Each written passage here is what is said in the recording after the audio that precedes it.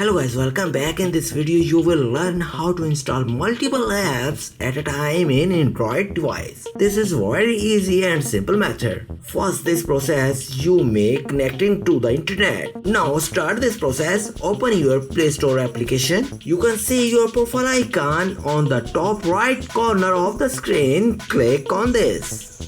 Now you can see first option, manage app and devices. Tap on this. You can see two tabs on this. Click on manage. Here is a list of applications which you install your phone. Which application do you want to uninstall? Click on this. After select the applications, then tap bin icon at the top right corner. After that, click on the bin icon. Now you tap on uninstall.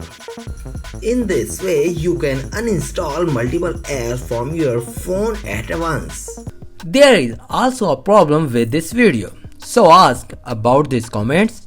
Any problem related to social media and internet, let them know in the comments bar so that a video can be made on it. Please like this video and subscribe our channel and press icon for any updates and notifications. Thanks for watching.